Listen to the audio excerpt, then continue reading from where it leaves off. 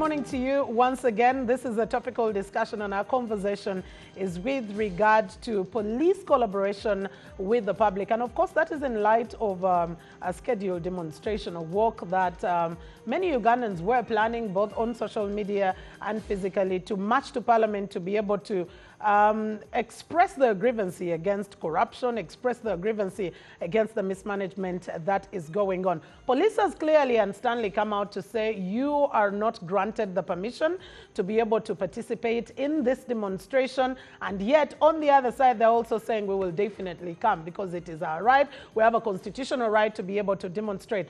Where is the meeting point going to be, and how can we continue to foster trust and collaboration between the police as well as the public? I have SCP Bamnova Ubaldo, who is the Chief Political Commissar of the Uganda Police Force. It's a pleasure having you on such a day that seems to be a tensious one for you as the police force. How are you doing? Pleasure me being here. Yes. And good morning, the viewers. It's a all pleasure. Fine. Yeah, it's all fine. Oh, yes. It's an okay day for you? Very okay. All right, but later on, of course, we'll at a later stage be having Simon Kagwanjala speaking to Honorable Mohammed Nsereko about the aspect of fighting graft. Coming to you, SCP Obaldo, having such a day where there is a planned demonstration and police is saying legally you are not granted the right, and they are saying we have a constitutional right to peacefully demonstrate, where is the meeting point between you and the people who want to exercise their right?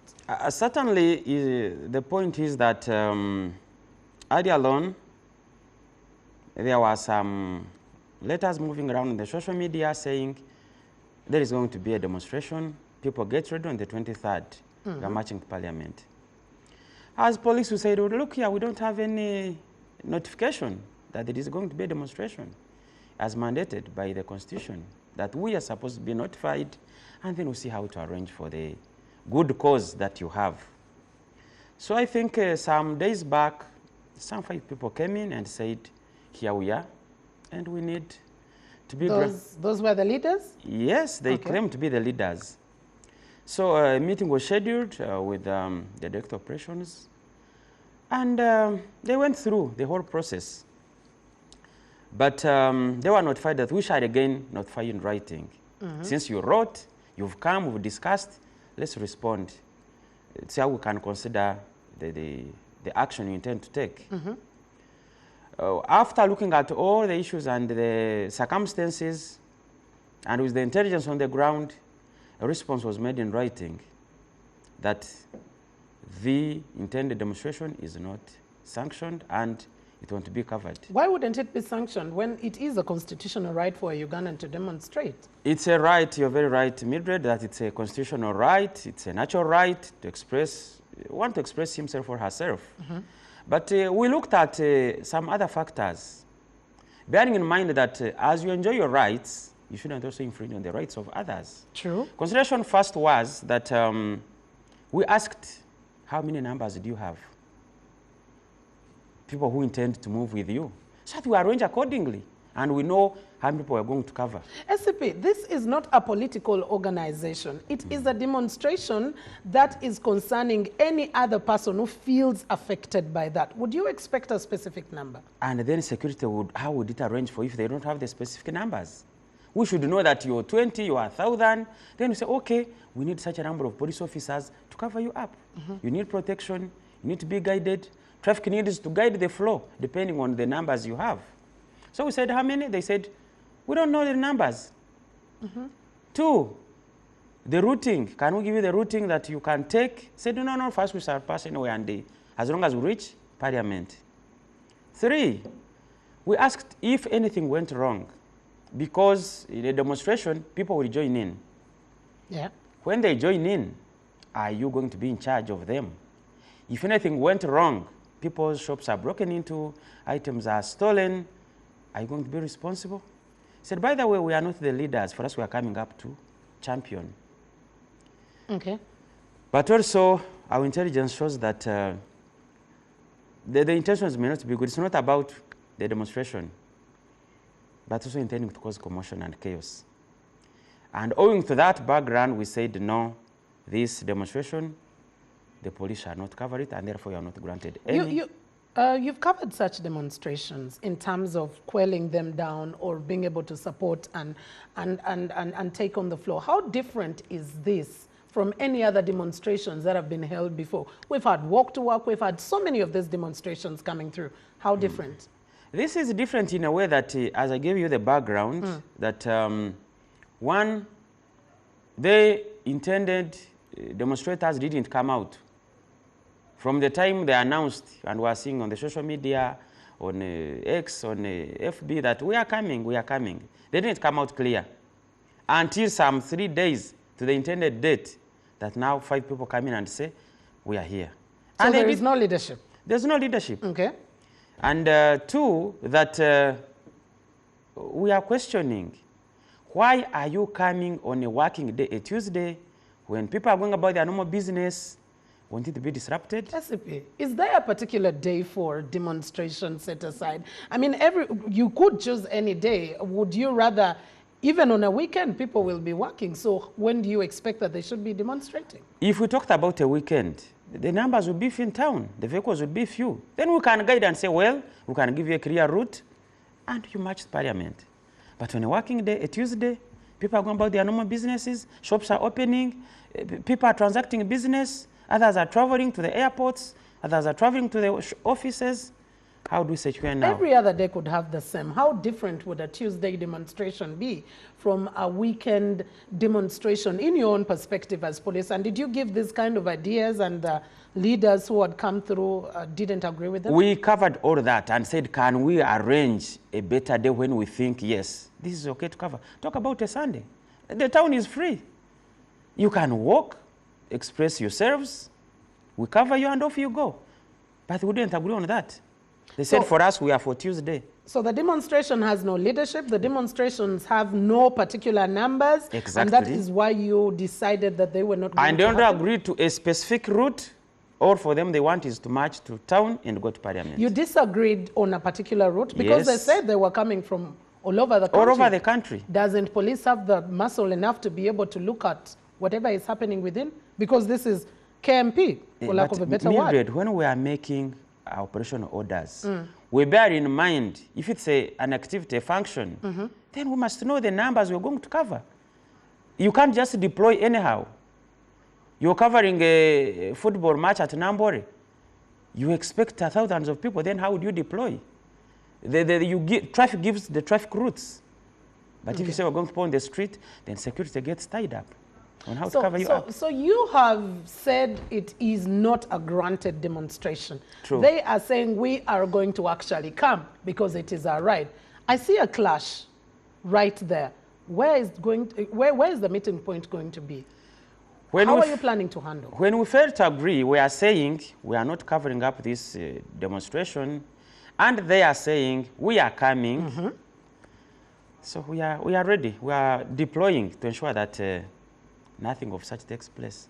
The same deployment you should have given for the demonstration to take place. What do you think? That will be different, because the other one, the numbers would power in from different directions. I wouldn't know where to start from. But now that they insisted they are coming, we are getting out. So that means you know where you want to deploy in this case? We don't know exactly, but for us, we are deploying in case of any eventuality. And you're deploying all over? We are deploying all over. The same deployment, I am saying the same deployment you should have given all over to ensure that whoever is coming from whatever corner will be able to stay in lane, have a particular route that you're going to be able to take, because if I'm coming from whatever side, we'll have a route and get to Parliament and be able to give that. Isn't that a contradiction? The issue was not only about the numbers and the deployments. What about the other issues? The intelligence that you have. The intelligence that we have. What about the routing that we are talking about? What about the other issues of taking responsibility in case anything happened? You say you are coming up to express yourselves, demonstrate. What happens if people's shops are broken into and items are stolen? People are beaten along the way. Vehicles are burnt. Are you taking responsibility? They are saying no.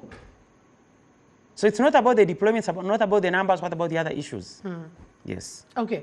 And what explains the deployment yesterday at the National Unity Platform as a political commissar? Because there was a connotation in relation to still the same kind of conversation happening today with a demonstration. What would explain that? That's a party headquarters. It is their home. They do activities there.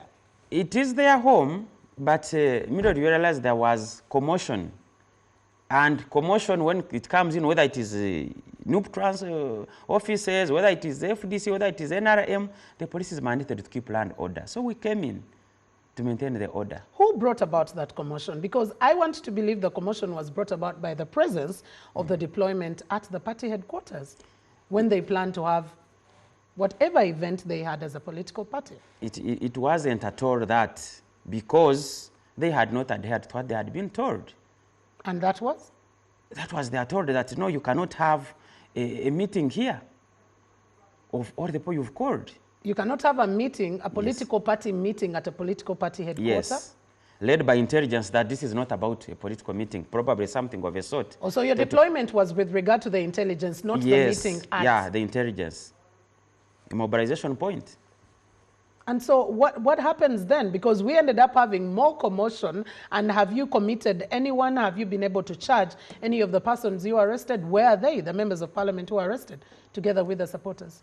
There was no member who was arrested. They were taken back to their homes. So they were just picked and towed back to their homes. And order was restored. What do you think brings about this mistrust between you as men in uniform, police officers, and the public itself? And how are you working on mending that lost trust? Because clearly there is no trust between yourselves and the public. Mildred, I wouldn't want to believe that there is no trust between the members of the public and the police or the forces. The trust is there. We've worked in several instances together with the public. And we've moved on very well. It is only in instances where we are saying we need law and order. We don't expect commotion. And some sections are saying, no, look here, for us, we are working to the contrary. Because then we have a right. We have a right. And when we don't agree, then it's our duty to come in and say, look here, we are checking this, because it may end up into destabilizing the peace. Would you also expect that they would believe you talking about intelligence when we've already had political statements, Uganda is not Kenya, and so we will not allow this to be able to happen? Did you get to have an in-depth conversation with them, an explanation on why you were actually saying no, or was it just written and that's what you expect them to as well be taking? Mildred, when it comes to intelligence, I cannot share intelligence here to say, look here. True, I agree. Yes, I cannot. But the fact of the matter is, when you look at the expressions, the utterance that were coming out, calling upon people to gather, saying what happened in Kenya is coming to Uganda, we shall not allow that, threats to the members of parliament, then we cannot take all this for granted. And now, given what happened in Kenya, do we allow this? Was it any better in Kenya when it happened? It wasn't. We saw the Uganda house being burnt. We saw people being beaten. Some were killed. Therefore, we cannot allow that kind of commotion to happen here. What sort of collaboration are you still putting up with the public? You are organizing to deploy. They're probably organizing to as well be able to come through. How are you collaborating with the public to ensure that their property is safe? Because like you said, if they force their way on, you're ready for them. That means there could be a bit of commotion here. And unfortunately, someone could lose their property or something like that. How are you collaborating with the public to ensure that they're safe, their property is safe, they themselves are not distorted in any way?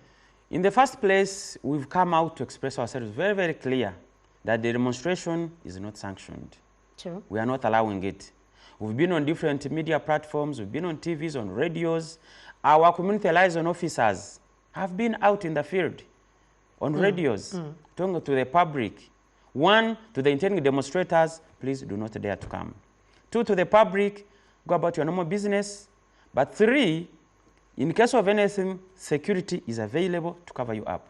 So we've deployed and we've covered the entire town to ensure that should there be any chaos, we're able to query it.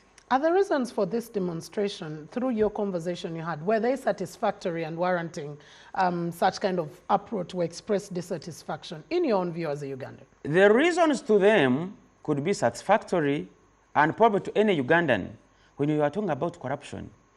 Certainly, police who cannot condone corruption. The very reason is that all the people we've had arrested are a result of police investigations. We've had members of the public arrested, we have had some MPs arrested, and they are in prison. If police believes in corruption, then why are we doing this? We are saying corruption is bad. But how do you express yourself? Is it necessary to march? You can, if you want to petition the speaker, write your petition, 1, 2 people, seek permission from the speaker to be allowed to present the petition, and it will be done. But now if you are talking about every Ugandan to join a demonstration, and you want us to allow that? What other option did you discuss, or should you have given in order to express such dissatisfaction? Which other means, since now the demonstration is a no-no and you wrote back to them? We told them they can have non-antagonistic means of expressing themselves. Like? 1, going to the media, like I'm here, and say, Mildred, look here, corruption is going beyond. We are making an appeal to public servants to be considerate and have proper use of our funds. 2, as I said, write to the intending authority. If it is the speaker petitioning the speaker, you don't need the entire Uganda to march to parliament to present a petition.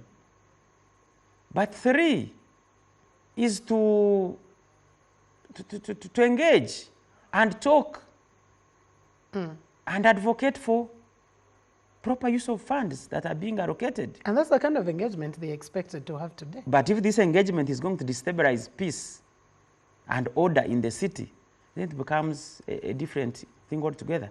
Another thing we are saying, there is the office of the president under Afande Nakalema, which is working on corruption among the investors, but it also can cover corruption in general.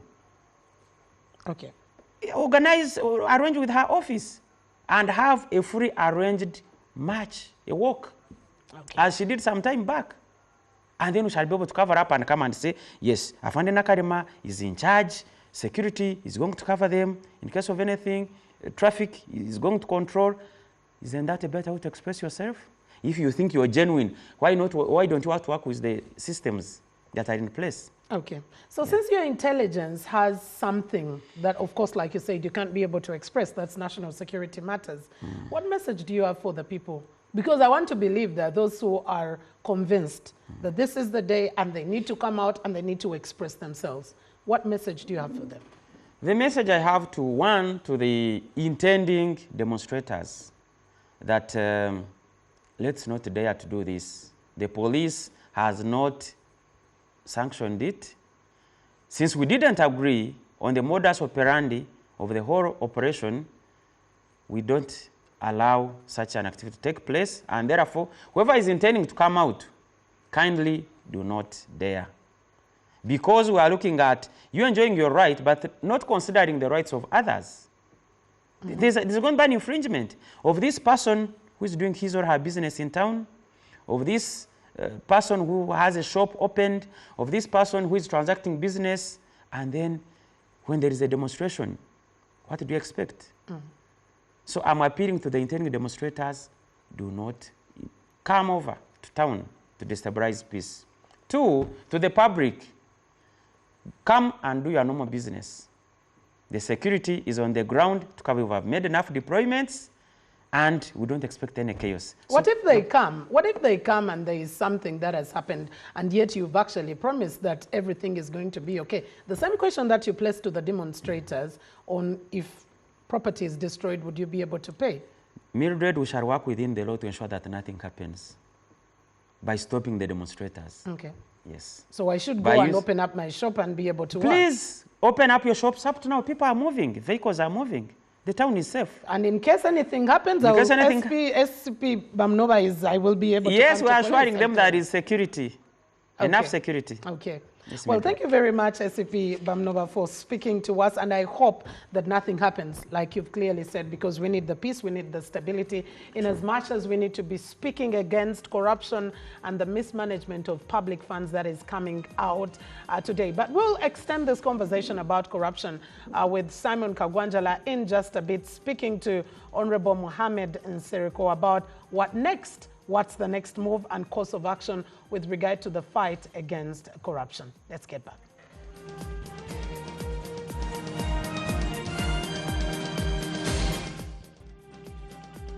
All right, welcome back. You're still watching the topical discussion. And of course, because of the matter at hand, definitely with what's happening in the country, the planned demonstrations, police warnings that have come through, it is imperative that we'll continue with this conversation, and we'll also be getting you the different images from within the town or within the different areas where there is a police deployment. That is still image coming in from areas around Parliament. So as SCP Bamnova has promised us, there is deployment wherever. So whoever is planning to march to Parliament, police says they are ready for you. That's military police. And that's Parliamentary Avenue. I do agree. Yes, that's Parliamentary Avenue along the areas of prison service and Ministry of... That's entirely Parliamentary Avenue. And there is typical police deployment that is coming in. We're now seeing military police on the streets as well, coming through, all in the quest to quell down. There are some temporary blockades that are happening. Of course, you will be checked clearly.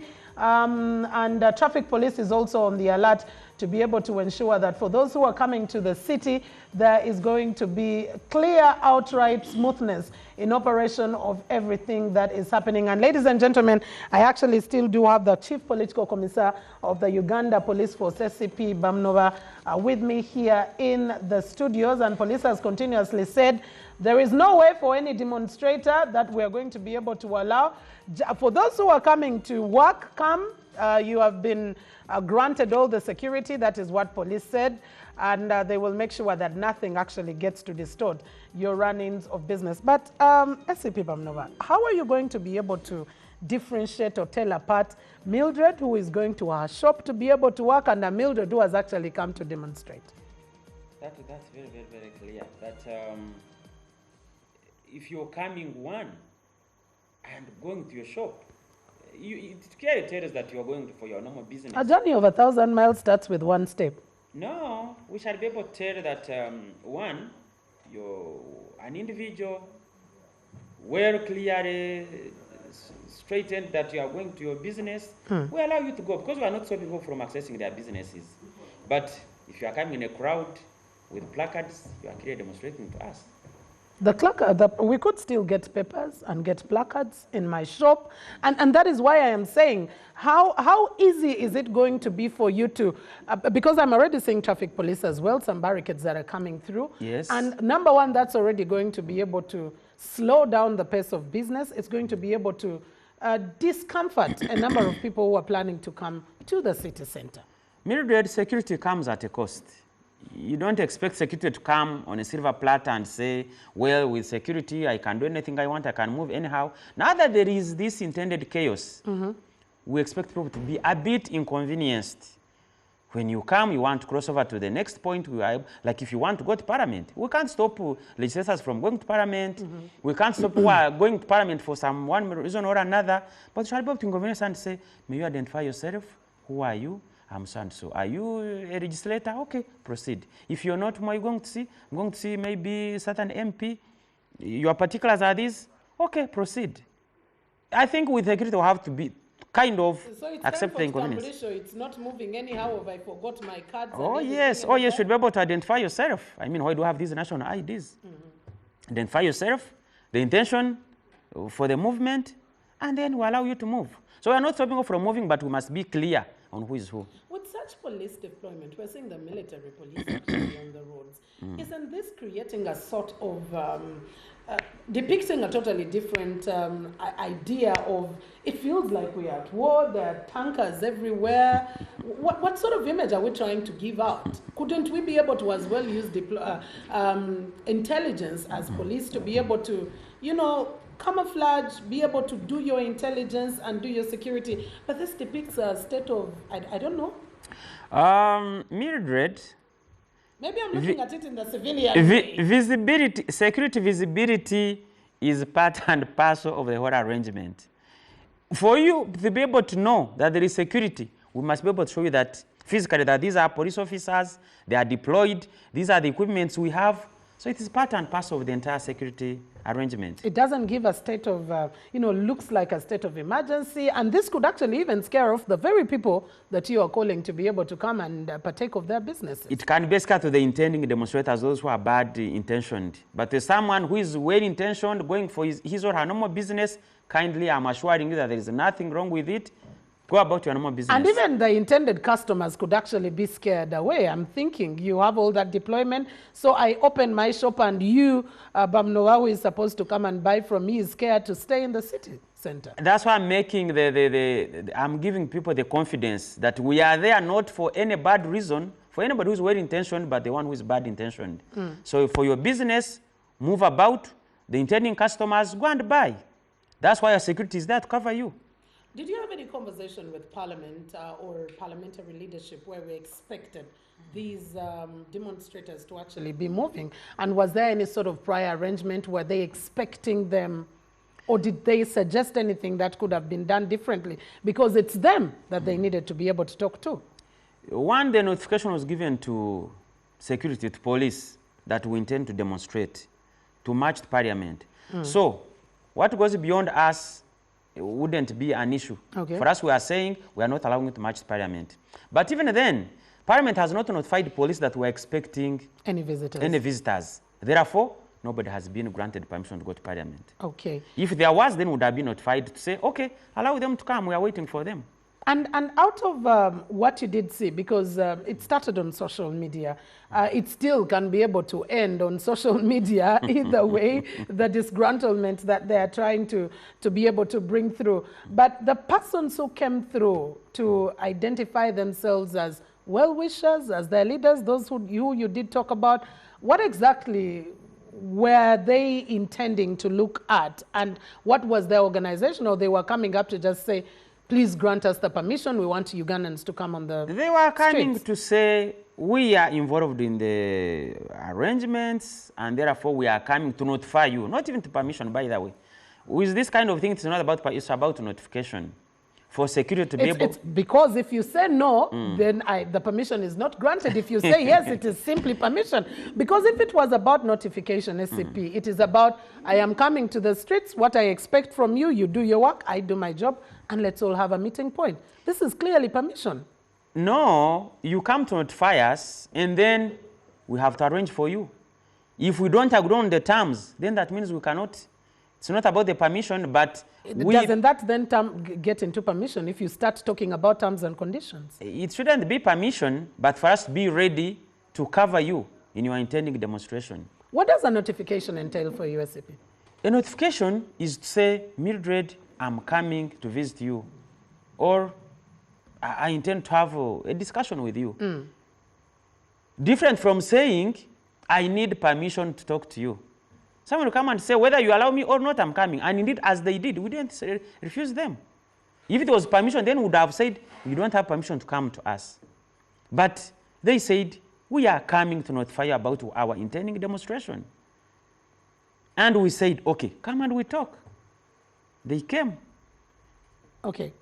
We failed to agree. We didn't come to terms. There was no meeting point between us and them, because what we expected is not what they intended to do. Does this demonstration in any way have political connotations? Because many have actually pointed it to the politics of the day. We are having an election coming through, and some politicians actually intend to make a name whatsoever. We cannot underrate that, and neither can we say it's entirely a demonstration about corruption. It could be having other connotations and motives. When you look at the expressions, MPs, those who are corrupt should resign their positions. Those who are being identified as corrupt should be questioned in their areas where they stay. Now, when it comes to that, then it is beyond. Why are you now going beyond the normal questioning, the normal message to say, MPs, look here, it is going beyond. But you are now talking of even people resigning. Yes, it could be a call for a resignation because you have failed to manage your office.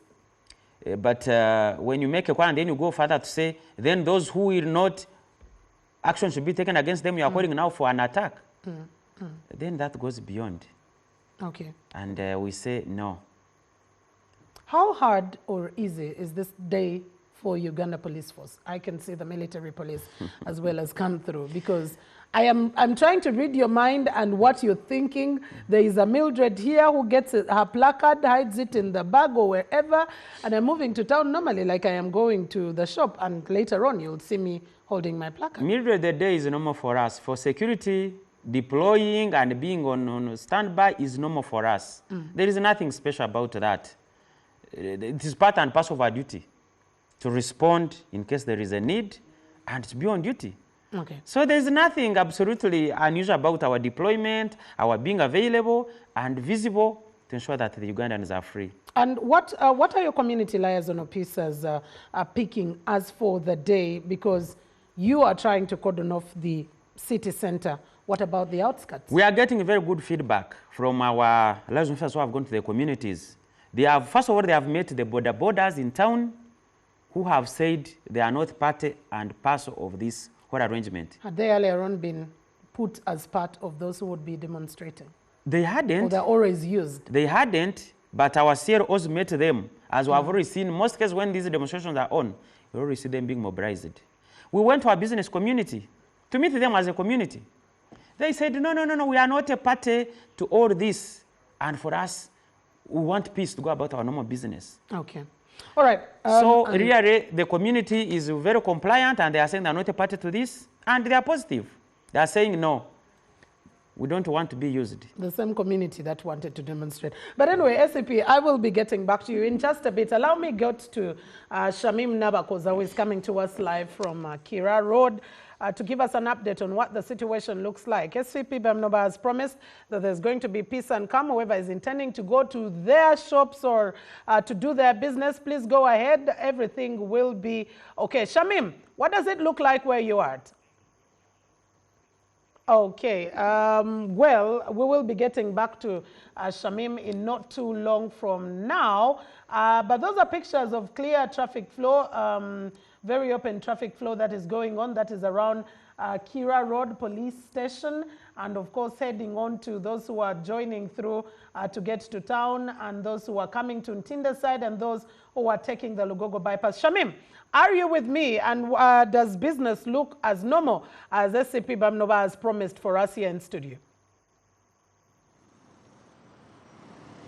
Mirad, I'm coming to you live from Kira Road, this particular junction you talked about, the junction that is just around Kira Road Police, one coming from Bukoto and Ntinda, then leading to Kampala through Acacia and the others, and then headed to Lugogo to the main Ginger Road. So where I am coming to you live from, traffic seemingly is very slow. It's not as usual on a Tuesday like this, around 8:30 to 9 to 10.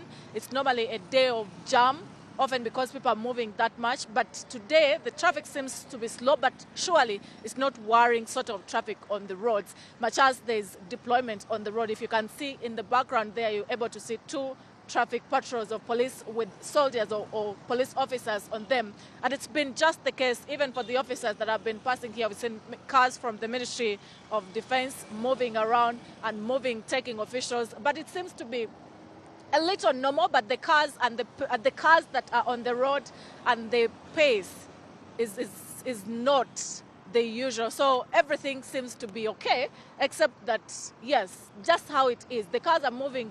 Normally, there's not traffic of police officers. There's only one traffic officer on the other side of Kabira and the others.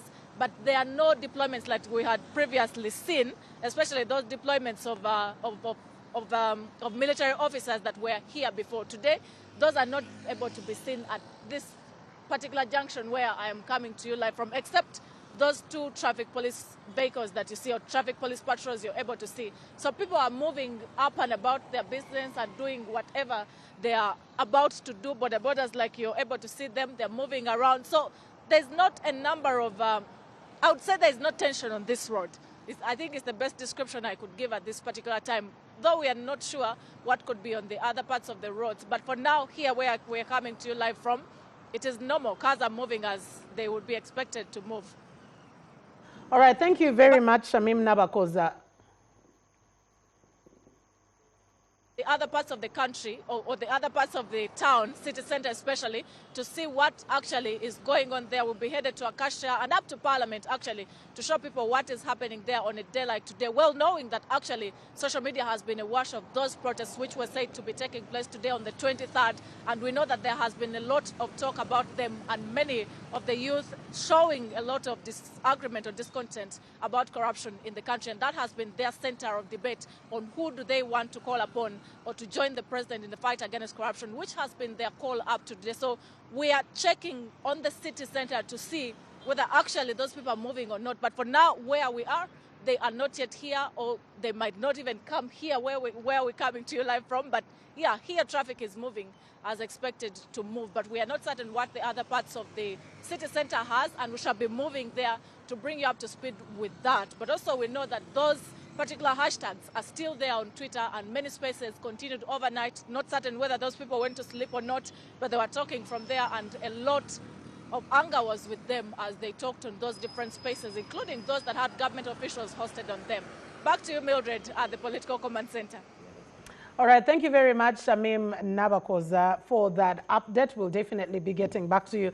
And as we get to say bye-bye to SCP Bamnova, I would like to ask, did you pick up any lessons with what happened in Kenya? Because that seems to be the place where many of the persons planning to demonstrate are drawing their enthusiasm or their inspiration.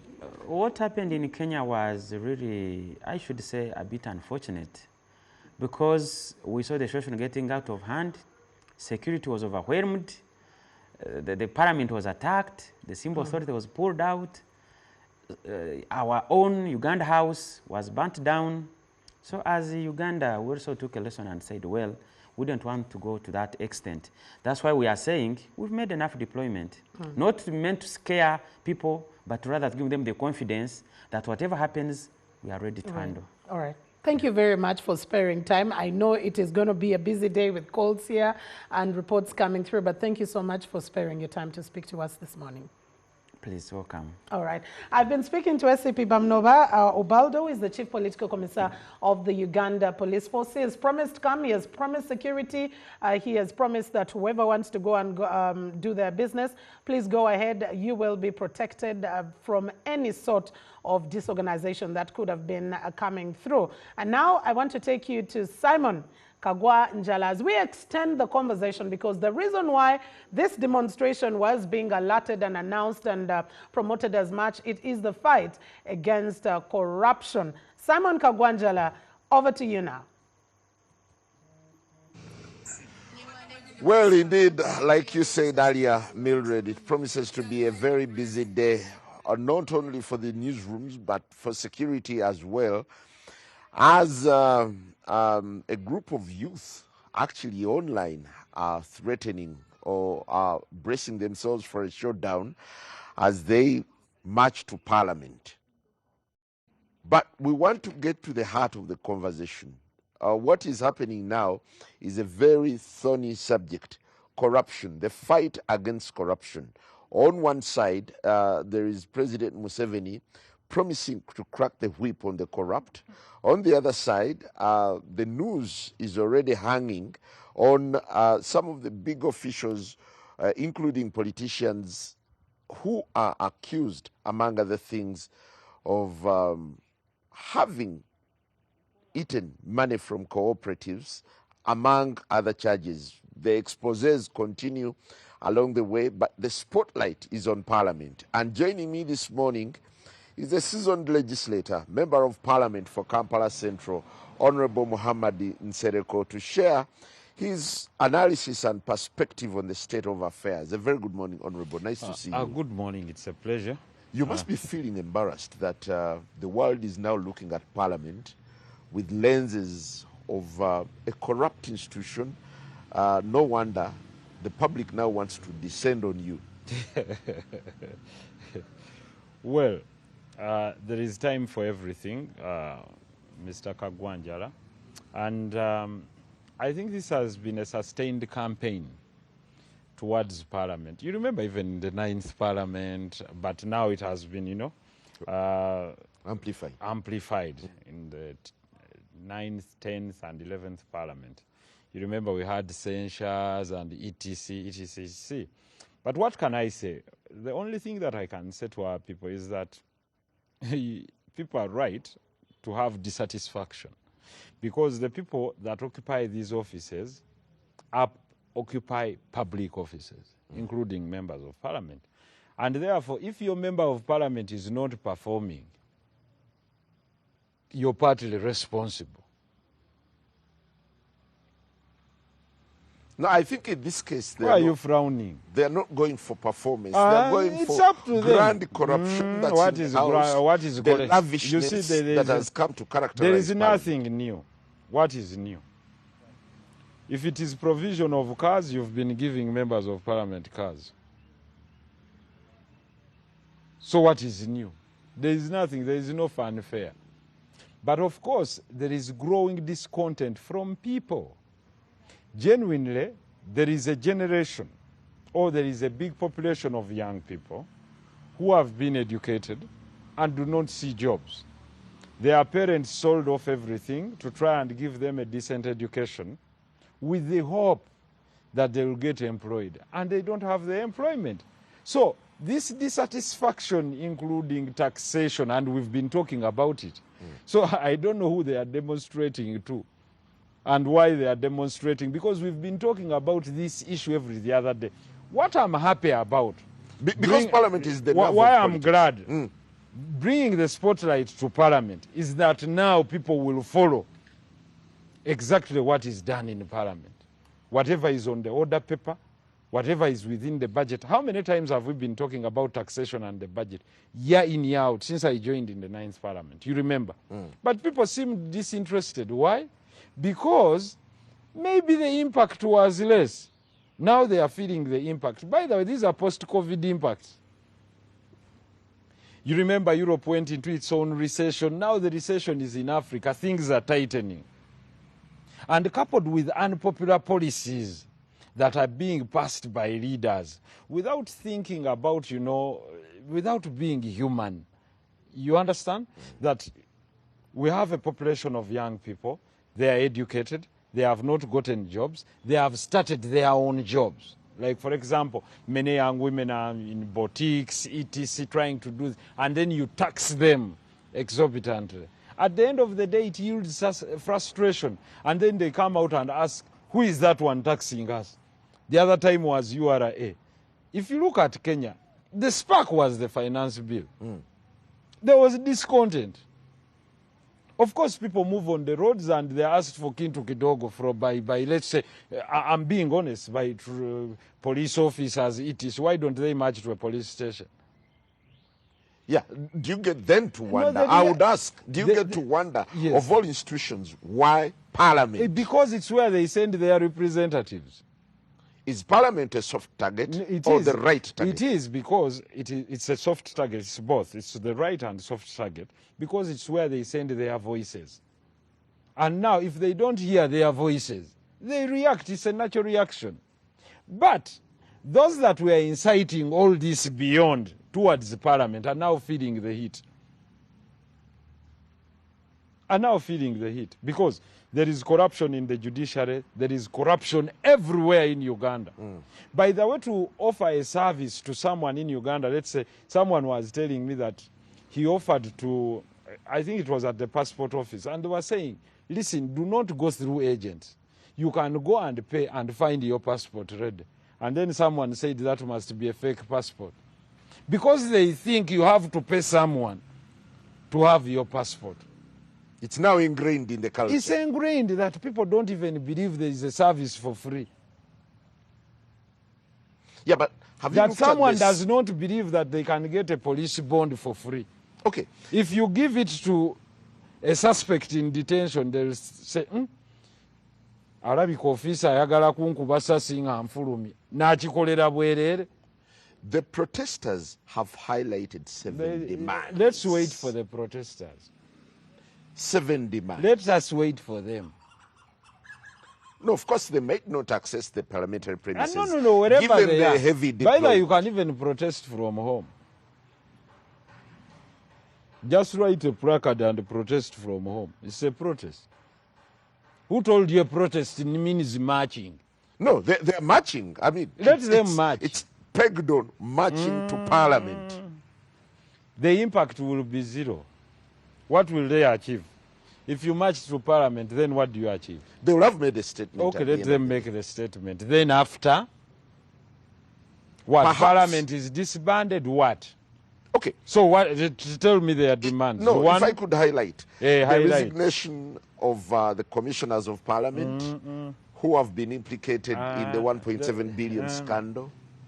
who have been implicated, you know? 1.7 billion saga. That award, that controversial service award saga. Okay, two. But okay, let's go one by one. There's investigative tools that can solve that. Either if you're uncomfortable, you go to court because you say these people have been implicated in corruption, according to you in your own perspective, then you march to court. Second, they are calling on the resignation of the Speaker of Parliament. and what is the reason? That she has failed to run Parliament, to run the show in Parliament. You can talk of another reason. So you can see that this is all orchestrated by political opponents. Three, They are saying the members of Parliament involved in any corruption scandals should resign as investigations go on. but there are rules. There are rules. The laws of Uganda are very clear. You understand? If you're in court, unless convicted as a member of Parliament, you continue. For example, if a member of Parliament is remanded for incitement of violence, should they lose their position? Is that what you want? That anyone that is remanded No. as a result of being... MPs involved in corruption What is so special about scandals?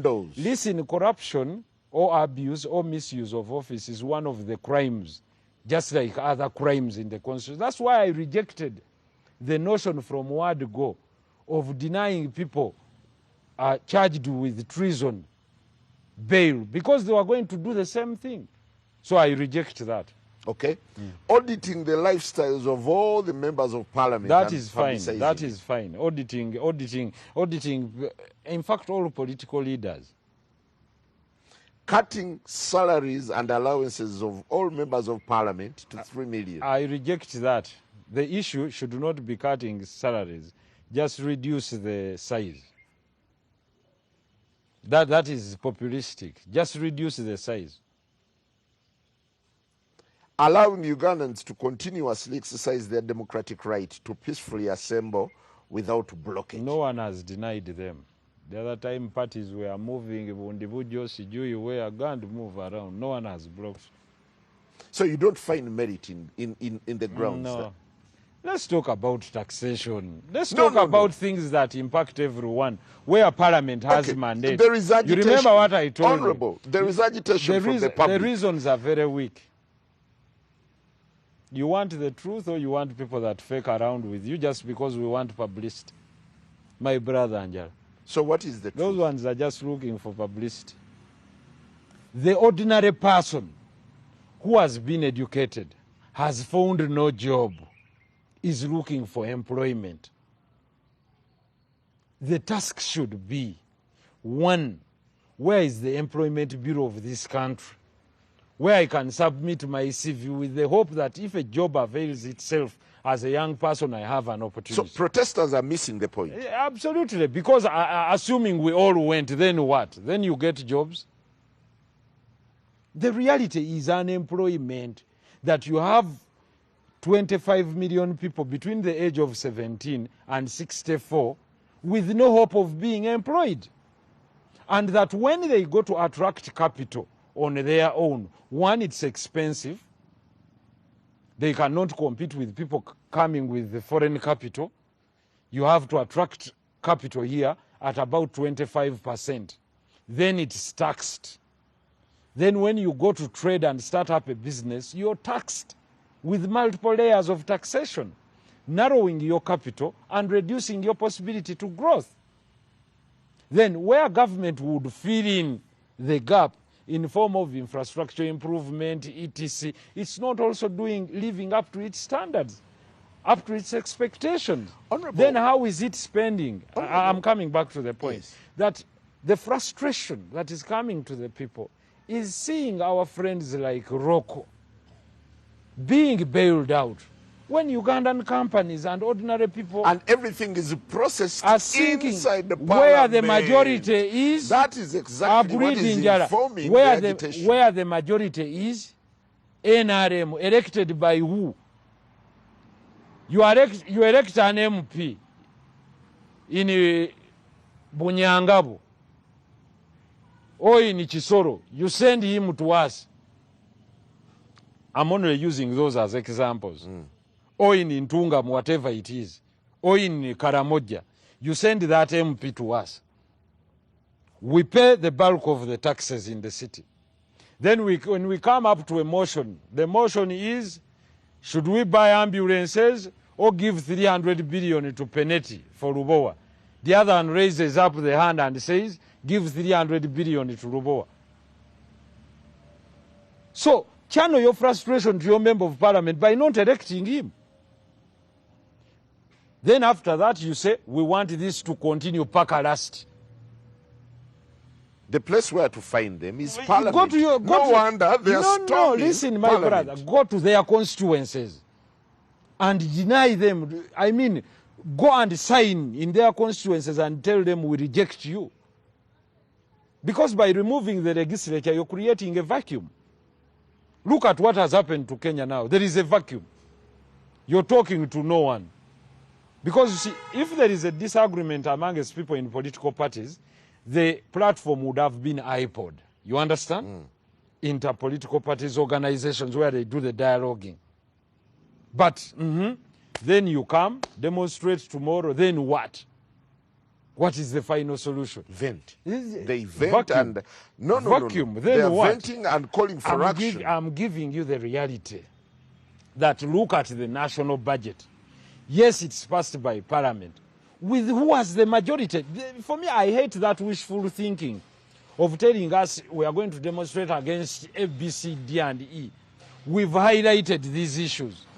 We are not stopping you from exercising You've already shut down the your issues. democratic right. But we are also... In shooting down the just issues, a second, you're literally... We are also saying, Kagwanjara, you are the same people who elect those people. After that, those people will go back, who vote aye, who just raise their hands, and you elect them. You know, Can you look at this as just a rude awakening of the legislators? No. It should be a rude awakening of the people to exercise their democratic rights, mainly during elections. When you elect the president all over the world, then you give him a majority in parliament. You're wasting time. Who will check him? Because you want checks and balances. Who is going to effect that? What happens? In most modern democracies, when you elect the president, you deny him the majority in parliament. Okay, So that, listen, there are negotiations. The people's voices can be heard. But this is someone who is elected as president and with over 75% in parliament. Okay, before I connect Therefore, to Shamim, just a second. you should agree that What agenda? the public is now standing up to parliament where Let they it feel come. it is a raw deal. Fine. It is a raw deal. Who elected these people? The very people who elected you Okay, now, are the very people... I want you to show me people walking from Karamoja. Don't talk of people walking from Kampala. Because those did not even elect the government in power. Or walking from Wakiso. You understand the demographic? I want to see people that are dissatisfied walking from Yumbe on foot. Because those are the, I'm telling you. The youth who are organizing I want this the protest youth are a representation I want the youth of Yumbe. of the sentiment Listen, in Yumbe. no, there is no representation. You represent yourself. In Kenya, people walked from Turukana all the way from Kampala and everywhere. Now, I want to see this, where people are walking and saying, ladies and gentlemen, I've donned my bag, I'm walking from Mumbalala, I voted NRM, I'm disappointed. You wait for tomorrow NRM registration of probable voters, NRM books, yellow books. The same youth, you will see them lining up. We want this paka last. So is this hypocrisy? do you want poverty paka last? Go there. You want whatever situation you want Pakalas, then after that they say, Honorable Nsereko, we love you very much, you're speaking for us. Why don't you say, talk to your MP you voted? Well, quickly. So, Simon Kagwanja, you'll hold it there. using Parliament as a soft target, let them go. Let me tell you, there is one simple thing. Don't bother walking to this house. Go to your MP. Don't you know the home of your MP? You're inciting people to go. I'm telling them what is right. What if they come here? Yeah, fine. Mine see me every day. That's why I'm telling you. I move in the city. That's why when I'm talking about potholes, I talk about them with passion, with pain.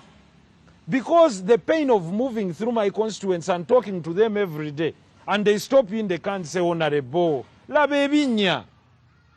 And when I go to Parliament and tell these people, listen, you cannot get 576 billion of money paid by us and donate it to Magora and leave us in potholes.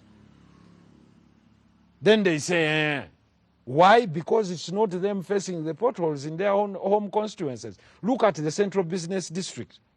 You can think it's a style. Well, let's read more between the lines on the current situation. But, I'm telling you the reality. If I could hold you there, my brother. just for a second, because we just need to get a quick update of what's happening around the city. There is a bit of a gridlock. And Shamim, what's the picture like where you are? The picture is the same picture. Simon, I'm coming to you live from Kamocha, from the point that has Akasha Mall, that has the former head offices of NBS Television. So that's the lane where I'm coming to you live from. And situation is normal here where I am. You can see in my background the cars are moving at their pace, at the normal way that they should be moving. Except where I was earlier, this place has a deployment of at least the military officers and police officers. If Bakabage can take you around, you can be able to see that this at least has a deployment of soldiers with guns and police officers who are equally overseeing the environment. And earlier on, we met military vehicles here in this very center. But the situation for them is normal because people are moving, like you see the lady, the brown lady here in my face. You can be able to see that she's moving along with her bag and going about with her business. But that's really the bigger part of it. At least in this, just alone in this center, you can be able to read at least 10 soldiers, those in the military and 5 of those in the police uniform. On the other side that heads to, on this other side of the road, which heads to Chebando, on this other side, if you're to take that lane and go to Mulago and the other parts, it equally has its own sort of deployment if you're able to see it there on that place of luxury, which is on the side. But everything is normal. The way you see these borders moving about, the taxis moving about, people with cars stopping and others moving. Yeah, it's literally, Simon, it's the situation. I do not know whether the people that are moving on this lane are aware of that other side of the story which you are talking about with Honorable Nsereko, about the protest which is slated for today. But at least here, even these ones who are actually digging or making the road better or even renovating this particular road down here, they are going about their business. They are working. I can see him, and I can see he's trying to clean and get mud out of this manhole here, which I'm able to see or to even peep in and understand what's happening.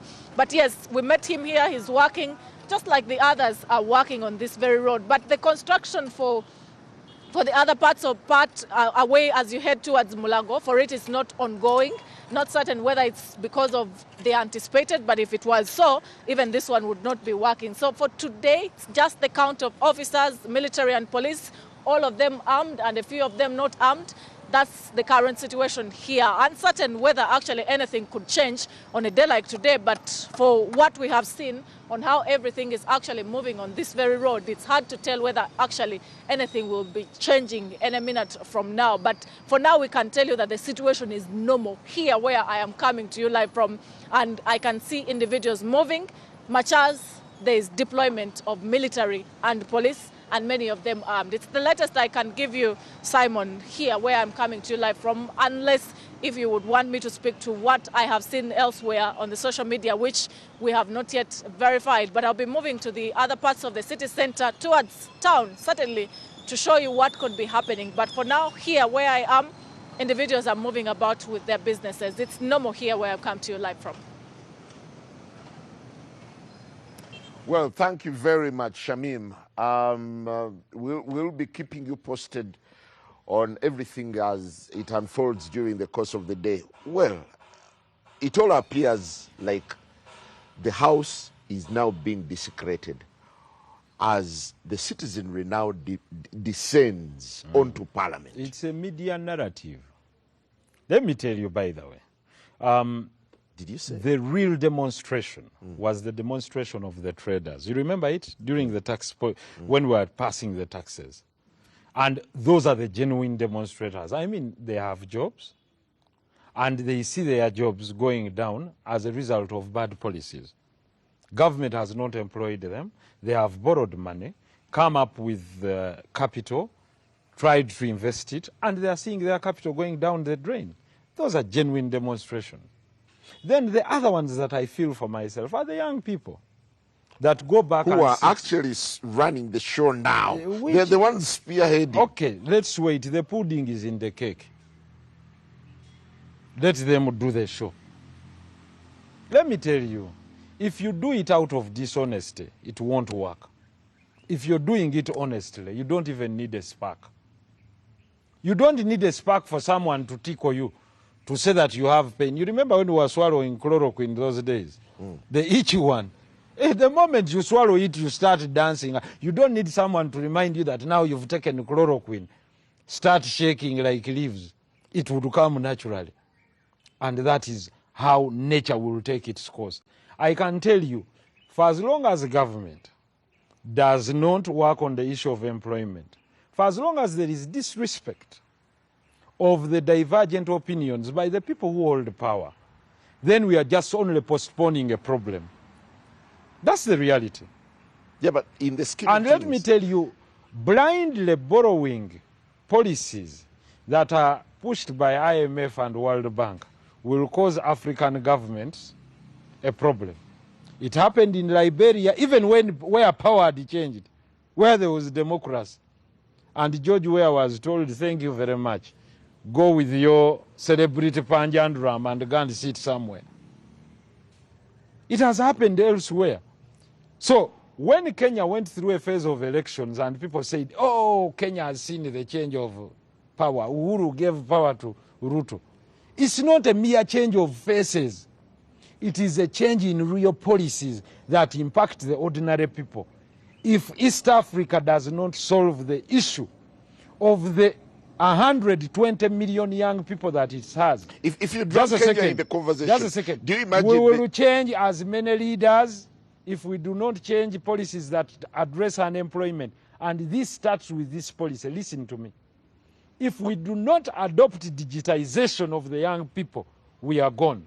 If we do not address the education system that is hell-bent on producing beggars, other than people that can make serious work, skilling, we can change presidents, bring in Njala, bring in Sereko, bring Opua, bring in Nampenje, we will not solve the issue.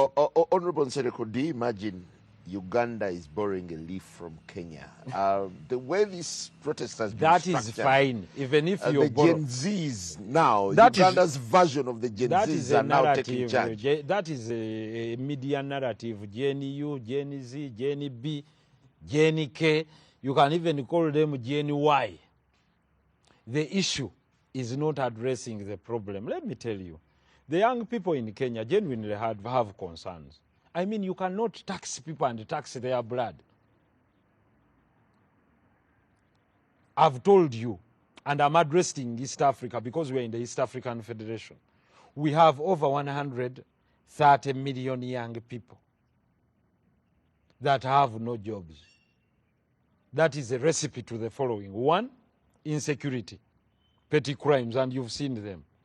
Young guys flexing and taking away you what the rich have, because no one will be able to secure you. Two, poor pay of people that are being considered as lower cadres. I repeat, poor pay. A law enforcement officer sitting here, well knowing he cannot earn 1 million, but a mere security guard in Dubai earns about 3.5 million. If it were you, Bwana Kagwanjala, where would you opt for? Working here in a uniform as a law enforcement officer or working in Dubai? Certainly. And the policies those countries in the Middle East adopted, and that's what we should look at. What are those policies they adopted? These hardline policies of saying we must protect certain industries in the name of them being investors at the expense of our people growing slowly. Because what happens? Those that were former traders are the ones that are evolving slowly into manufacturers or people adding value. I'll give you a simple example of importers of apparels. You understand? I might not be able to produce this material that makes this suit, but I might be able to employ people that can tailor it into a suit. So I don't need to tax this so much, the material. You understand? Because that industry alone is employing over 40,000 people down there in Chiyembe, at Ham Towers, down there parts of Chikubo, Nakasero, as tailors. What you're talking sounds logical, but these are things that ought to be discussed in Parliament. I've done no wonder the public is frustrated. I agree, I've done that. That you're not structuring your conversation just a second. onto that's not a question today, because I've done it. Probably those I'm talking to, abandoned by the cause of what we call collective irresponsibility through their various caucuses. That when you tell them that this tax has negative impact on the growth of our people and small businesses, they think you're a joker. 90% of the young girls who have moved out of colleges and universities, and you can do your survey, have set up small boutiques to sell apparels and clothes. You understand? And they have to follow the test of the fashion. You cannot impose it. What am I trying to say? Allow me bring this material. Allow me add value. Let someone come from Burundi, from Congo and other areas, and come and bring the dollars, and I export this. But do not overtax the material at the expense of me, the fashion designer, who can produce the finished product. You understand? No one can try to tell me here that we can produce material called jean. You know jean? Spandex. That is added in much of the material to produce the clothes that you have. How many people can make that tie?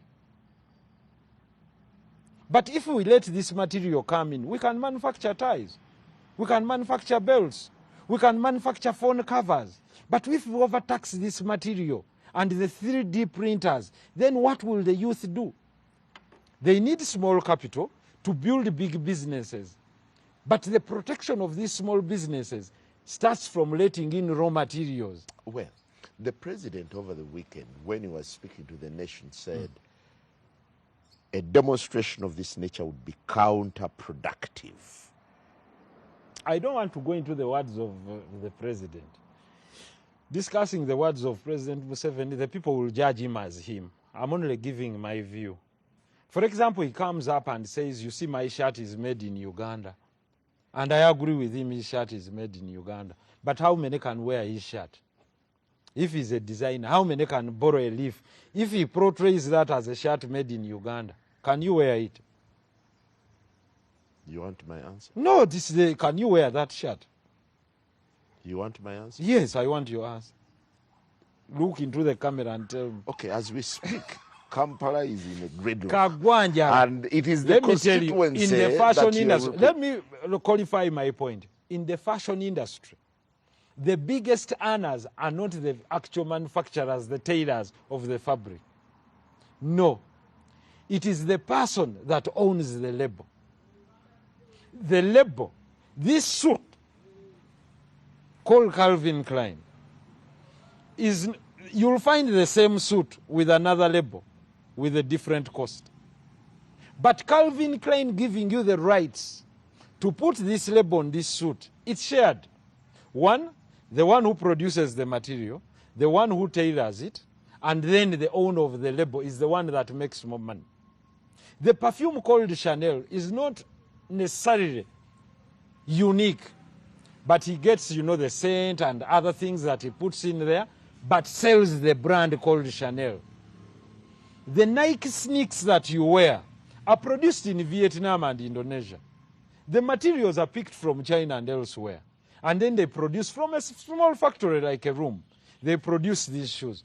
But putting in that tick, the label of Nike, costs them, attracts another $50 on a shoe or $30. Okay. Therefore, the intellectual property, the owners of those labels and marketing of those labels makes more money than mere production of these shoes. You know what I'm trying to tell you? I do.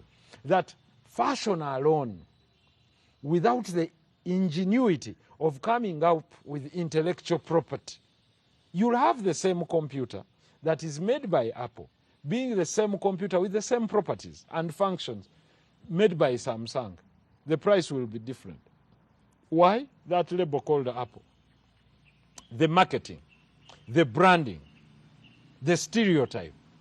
Apple can't be hacked. It is fast. No single machine cannot be hacked. Honorable, But politically speaking, what am I trying to say? If we do not digitize our people, if we do not give them the skills to produce, to innovate, we are writing on water. We can change leaders, we can change policies, we can change everything. If we don't lower the taxes, give them access to cheaper capital to produce in their own country, and also teach them what we call innovation, then we are wasting time. Politically speaking, it is increasingly becoming fashionable for people now to desire to protest. Do you see an angry nation? And where is this trend taking us? Okay. With now security and government very obstinate, saying this one will not happen. Absolutely. Name me, just give me an example of 20 countries in the world that are riddled by protests out of the 154 plus. Name just 20. Well, there is Kenya, the neighboring Kenya. One. Liberia had a series of protests, plus several others. I asked you for 20 only. No, I could name. I could You go could on. not name many. The reality is that protests have not yielded anything productive. They have only, I mean, they are short-term remedies that you can get out of panic. President Ruto, you see him making declarations that are funny. Because you can give until you have nothing to give. Because the reality is that those that are protesting are jobless. Okay, what would push government to the wall other than protests? Unless you give them what to do or an environment that can enable them also have a good life. For example, every young person who wants to start a family wants to have access to land. All right? Either as a factor of production in agriculture or as a factor of production in form of cheap rent to start up a business. If it is inaccessible, then they have to have another factor of production, what we would call capital. Assuming now that the government cannot give everyone capital, make this as cheap as possible. Because this is cheap. This is a mini computer. I sit here and become a digital content creator. A digital content creator on a monetized account, if they come up, let's say, I give only agricultural content. And there are people who love it in the world. I'm a young person, I'm a young lady, I've just left university, and I'm teaching others how to rear goats, etc. I create this digital content. It's hosted on Facebook, it's hosted on YouTube. Yes, Facebook is closed in Uganda. It's hosted on TikTok, it's hosted elsewhere. You teach people to become young digital content creators. These pages are hosted elsewhere. Like I have a training next week for 1,000 of them. Free for my children that I sponsor on my scholarships. Others, if I don't sponsor you, you'll have to pay something. Yes, because things gotten freely are not valued. Then, I'm telling you, an average earning of a digital content creator is about $2,000. I told you about possibility of Ugandans, even including young dropouts mothers, that can be truck dispatchers seated here, remotely working. But when you talk of business process outsourcing, ladies and gentlemen, this means you work remotely and help companies outside this nation that have a shortage in workers by working for them digitally on either your phone or your computer. You understand? You're a good writer. I know you Kagwanjala. How many companies need writers? But if you're not trained in the use of artificial intelligence tools as a digital content creator, then how will you get that money? It will even supplement your income. Honorable. You can be a police officer and a digital content creator.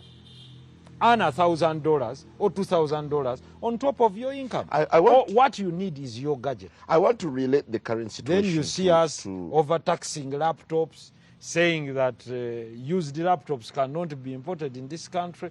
Do you know the cost of a brand new laptop? And we are the ones talking about environment. I mean, if countries take used laptops, do you know how many used laptops are taken out of the USA in the education system just to be thrown away every 3 years? Millions. And you find a child in Africa only accesses a laptop or a computer when they are joining university. I need to pick your view on a post that is trending on social media. What is trending? It comes from Robert Kabushenga. He says, if you don't engage the rational youth, you'll confront radical anarchists. You refuse dialogue with the opposition, you have ended up with the noob. You sideline the progressive forces, you have ended up with sycophants. True. You undermine the experienced legislators, now you have Zake. You opted for populist elections, you got commercial transactional politics. You asked for sleeping MPs who wake up to vote, now we have a house of thieves.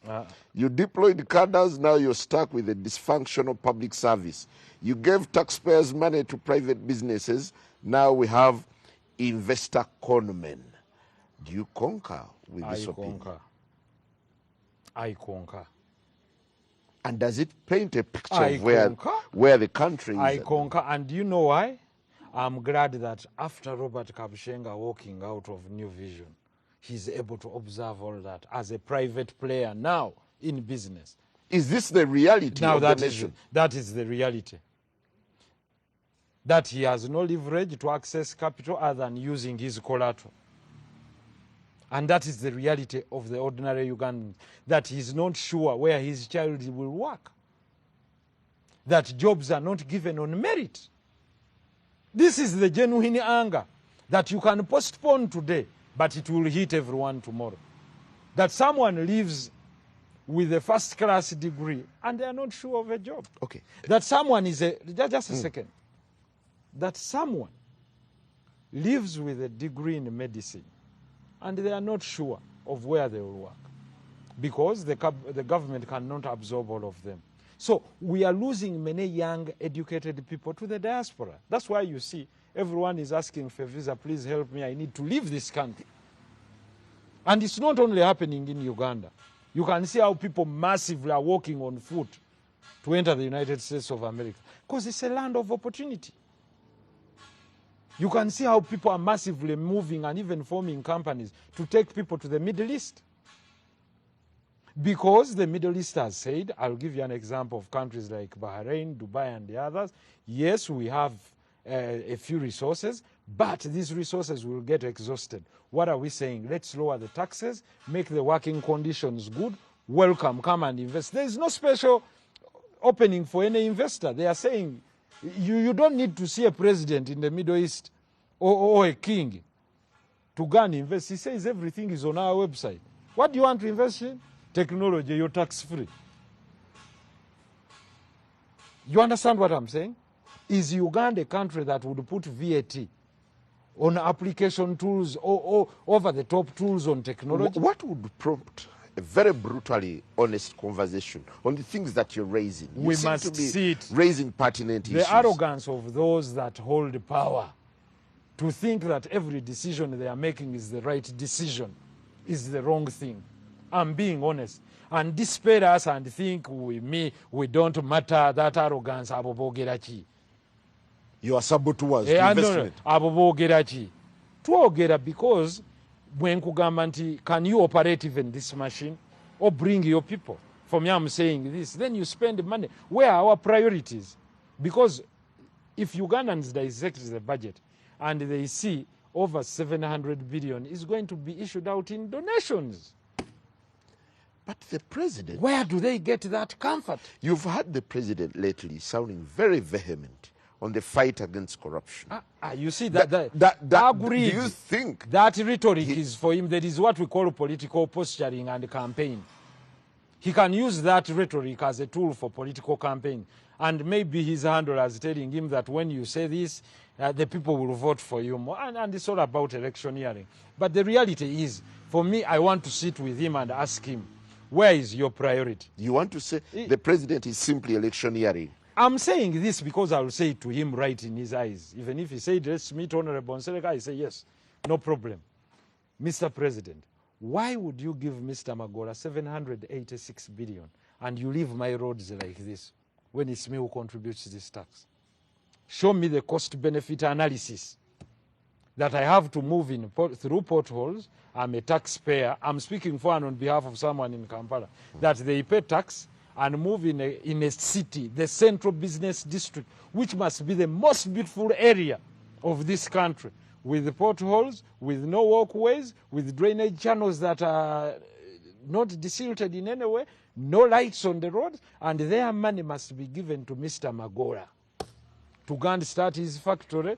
Magora shareholder, his wife in the name of investment. His wife is the other shareholder, and Ugandans must donate that money. And that my company, called Chibirige Investments, must collapse, but Roko must survive.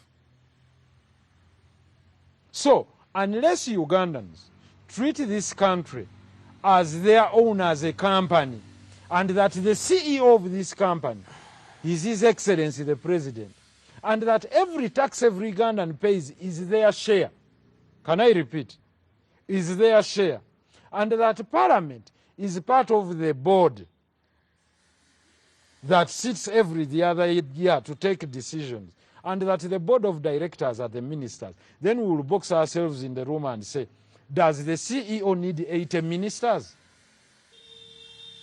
2, do we need such a big parliament where we are like a football, like a primary school, 526 people? Very huge.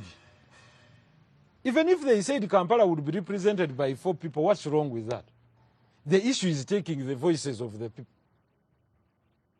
Probably a parliament of about 100 people. Do we need to wake up and restore a term limit so that we see peaceful transition and change? Because if you block this change by the use of loyalists and sycophants and changing goalposts and policies, what happens? You make, just a second, you make a leaderless revolution a possibility. Here it is now. This is not the one, but we are talking. Here it is. This is not the one. What you're talking about is a media-cooked protest, which will not happen. For me, I told you the real protest was when the traders closed their shops for a week without anyone talking to them. Somehow they succumbed. They succumbed because, listen, they are choking with loans. They have to take children to school, but don't think they are happy. They are genuinely angry.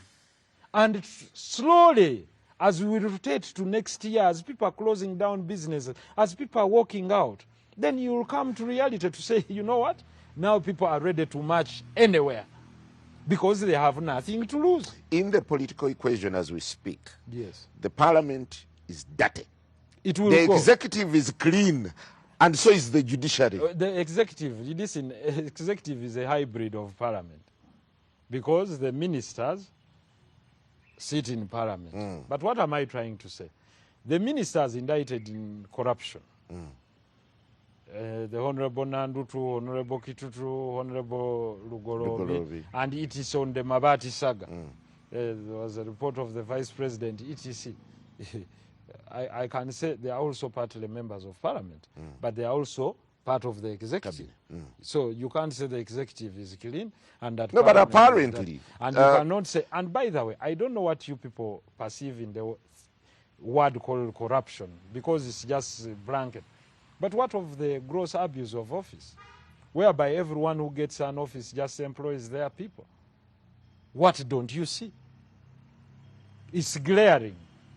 Why would I sit as a leader and think only my relatives should be the ones in public offices, that they are the most qualified? And that's the loyalists Mr. Kabushenga was talking about, that every position must be occupied by Aboluganda Abakona Abemikwano. Hey!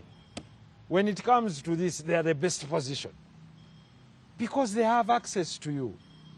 because you're not running this company called Uganda. And that's why I told you, if we run this company, Uganda in a business form, who would stomach a CEO when we come and say, the CEO of a country, of a project, of a business called Uganda, where you want to invest, is running it in this way?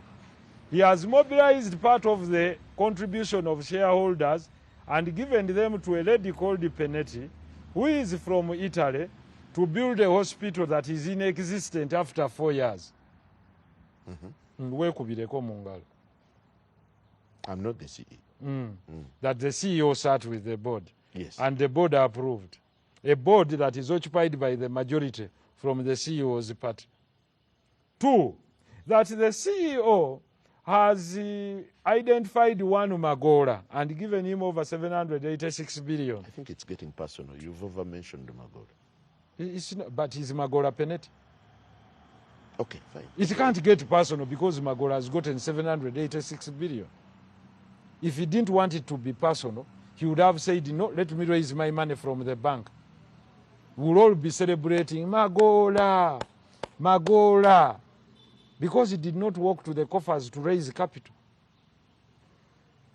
What am I trying to say? So you're reading the CEO report. I'm not saying, hey, so the pain will rid us of tribalism, of voting people based on tribe, of voting people based on religion, because we will be seeing ourselves as shareholders, and that this is how our money is being used by the CEO in the name of developing this company and making it grow and making it bigger.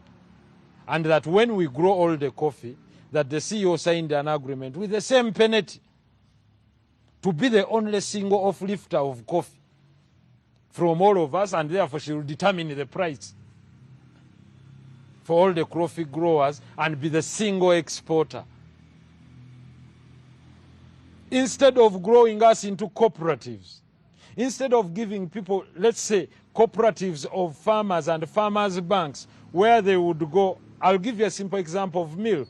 Someone milks their cow, sells a cup of milk for 300 shillings. Another one adds value etc. and makes another 5,000 shillings. No bad play. But I'm saying, how do I help this single farmer that is milking this cow? Create what we call a farmer's bank. Let this person be given a price. You say, at least a price, say, we'll take it for about 700 to 1,000. We know your production.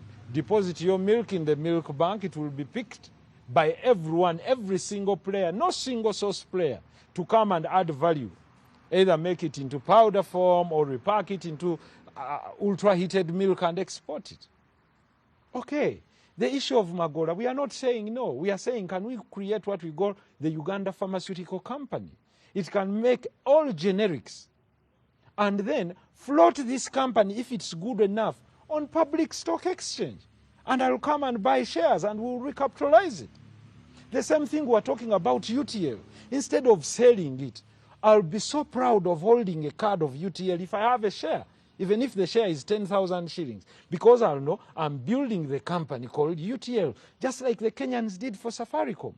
Instead of fully privatizing it and running it down, they invited everyone by putting it to the public. Now, it has, opened up in Ethiopia, gotten a license, it's strong. So we are being held hostage in the media and telecom industry. In the telecom industry to only foreign companies, and ours is limping. The only thing we have to do is to identify an investor again and give them the backbone, give them all leverages and tax cuts to go to a company that people are not patriotic to stand with. Do you have a UTL line? No. Why? I'm not persuaded. Exactly, you're not persuaded. Assuming they had floated it for the public, and we recapitalized it, wouldn't you invest 50,000 in UTL? And after investing 50,000, Mr. Kagwanjala, would you not hold a UTL line? Honorable. No, I'm only asking. Yes, I understand. But with all the brilliant ideas that you're fronting, have you gotten to the real heart of the current problem that is causing all the agitation? Unemployment. Is it? You know what they call is it real unemployment, or there's a bit of politics? Let me tell you. Politics. The new politics now is dictating. Can I tell you?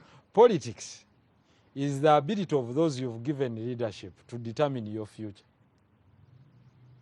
To determine your present and your future.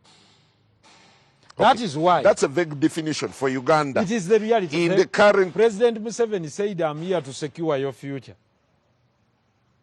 Is yours secured? What do you think? What is the state of your future now and the future of your children? Where do you see it? I would reserve my comment. Where do you see it? Now, we have to hold politicians to account for their slogans, not mere rhetorics. Securing your future. Okay. How? People power.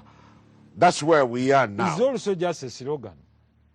No, That's sloganeering. People power, the people now feel empowered to confront. That is fine. Feeling empowered to confront what? The regime. The regime is there because you see, every 5 years you go to the polls and you have all the power to say, Mr. Mohamed Nsereko, you don't represent us well, leave. But also, what I would like to say about the unseriousness of some Ugandans is wanting to have a good future but sowing the wrong seeds.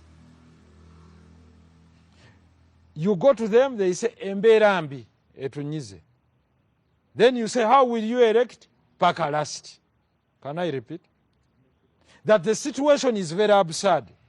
But when they go to the box, they say, we'll elect that situation until we die. No, hitherto, we've had politics where... No, it's the choices you make. Honorable, I repeat, until recently, we've had politics where such protests are led by political groupings. It's fine. Today...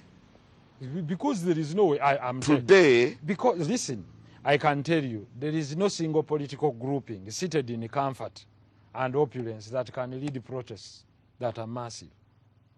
Why? The biggest protest that touches everyone, I'm being honest. The biggest matter that touches everyone is taxation.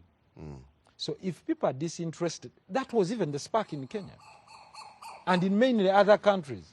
So if taxation cannot spark a protest, other protests will be, like what we can say, littered. The doctors are not happy with their payment, they come up today. The teachers are dissatisfied, they say, science teachers, you're paid well. So those ones will never demonstrate. After all, the arts will demonstrate. You understand what I'm saying? So there will be spread, there will be sparse, different groups. You will not have a collective protest because there is nothing uniting you in a protest. And that is the art of management of society. Decimate them. And you're decimated. Everyone has their own problem. Everyone will go back to TV and say, ha, mwabalabye, ba mukubye emigo. Ne babadde bakimayo ki olugezigezi. Owulira? Okay, but you must be finding this quite awakening that it is now a citizen revolution that is sweeping across the country. Mr. Kagwanjala, we are missing the point. My worry is in all African countries, and I can tell you all third world countries, they are rushing, moving to adopt policies of those that decide that they stay in power based on foreign policy. That's why they send them investors without even interrogating. They are giving out our national assets and resources. Until we wake up to a point where we must believe that Ugandans must be led, or Africans must be led by their best brains. Like Mr. Kabushenga has said, not by those that can speak and clap for leaders and say, ha, oyogedde bulungi nnyo mukulu gw'osinza okwogera. And again, even people must be told the truth from leaders. I'm not here to excite people. Protests are not the best. They will not help us achieve anything. Definitely we will pass time. The government will spend your money that you've reserved for tax in form of military deployment, etc. And at the end of the day, you lose the money because they will milk it from you. You have a weapon, you have a tool. If you don't want what you want to be in parliament, vote wisely. Don't vote because of, Kadodi politics. Yeah, political sloganeering, vote your best brains. Don't that can stand don't you their find ground. it delusional at such a time where the citizenry are protesting over corruption and you're Like telling who? them simply to go to the ballot? Yeah, that's the reality. I think that is being simplistic, politically speaking. Listen, who has told them not to protest? Okay, you're free to protest, then what? Okay. Mr. Do you Kagwanja, find it prudent Mr. that the Kagwanja. country should be No, now just a looking second. at Mr. the pattern, the new pattern of protesting? Mr. Kagwanjara, will you protest? Will you protest? I am conflicted on this. Will you I am protest? in a vantage position of the media. You're the true reflection of a real Ugandan. Look into that camera. Will you protest? Are you happy with the situation? Of course I'm not. Why aren't you protesting? Who tells you I'm not protesting? Kagwa. Will you protest? Where do I join you from? So don't preach water and drink wine. The reality is that we know the biggest problem is unemployment. Enjoy inakuba mu office. Okay. From here, you have a consultancy. Meaning, the reality, you know it, that the biggest bulk of people that will come up to protest are people that have lost Okay. hope. Have True you or looked at false? the profile True or of the false? protesters? Yeah. Yeah. My daughter Nambasa is jobless. All of them. And they are rightly so. They are educated, they are jobless young people, and those are the solutions we have to create. And like I've told you, I have a digital content creators workshop and training. If you want to come, 1,000 people, I'll host you. That's it. If you want to come and know how money is made using your digital platform, there's an opportunity. If you don't want, wait for the protests. Honorable, what's your take on the current swoop on people who are suspected to have swindled money for cooperatives?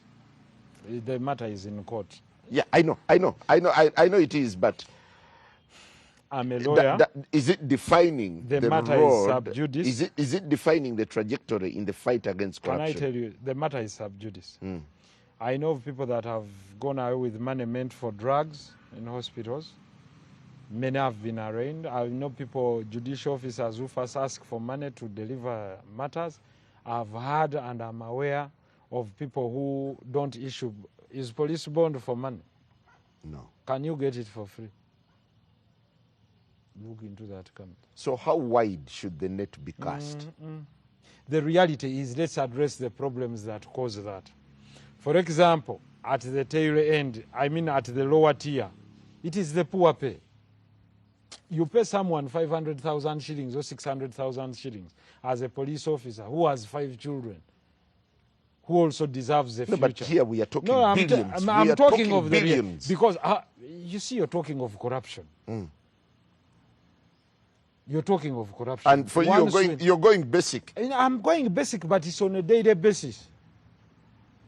So cumulatively, it's high. The same will happen at the top, because the people that come to the top are from you. The people that contest to come to the top are from amongst you. That's it. Okay, but then do you think there's a bit of witch hunt that some people are arrested? It's coming now For me- against the backdrop of a number of scandals Witch where hunt, people have been left off the hook. Oh no, witch hunt. The reality is no. That there is a problem that we need to address. But how do we address it? Do you know that people go for a mere thing just to get a child's vacancy at school? You know that after selection. P7. What happens? Be honest, what happens? And then you find a parent saying, and no, I'm even ready to pay 5 million for my child to be admitted. So there are those that promote corruption that are from amongst the ordinary people, because you refuse to corrupt him.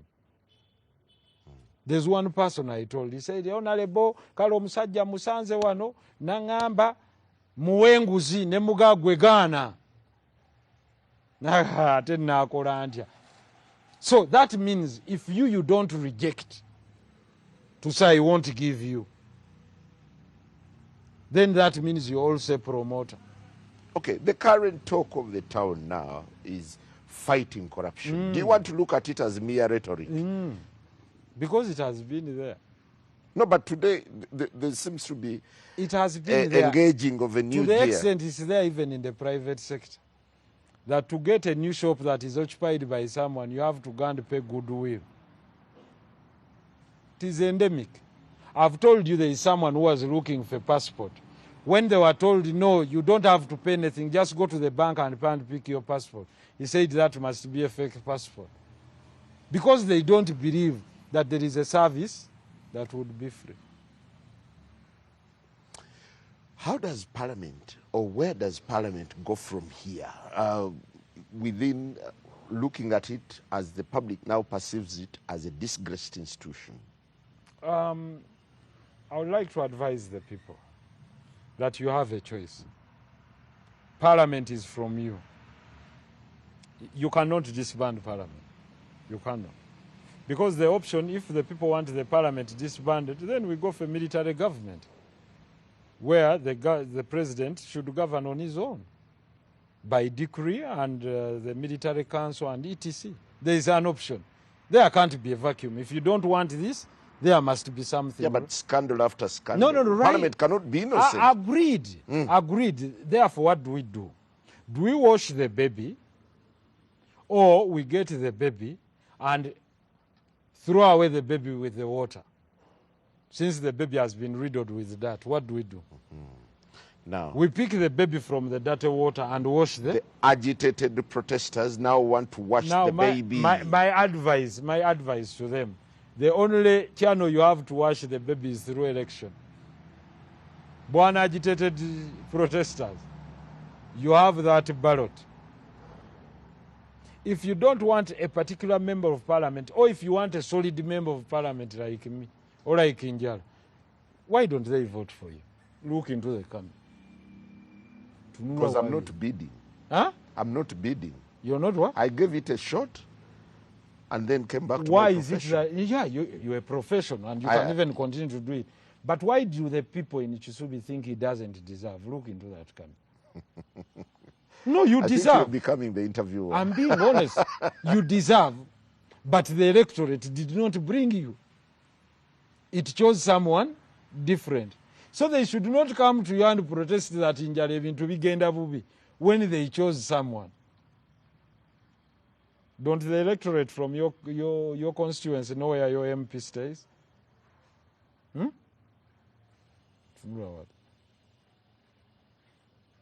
Well, when you look at the current protest, and you deny a man like Njala a chance to be a member of parliament? No, Honorable Sereko, when you look at the pattern, the new pattern of protests, it is devoid of the big names. You would naturally expect the NUP leadership, the current position, to be very active in this. There is no way. You see, if a political parties go and sit in that, or even not even participate in something called iPod, and share 29 billion plus per annum.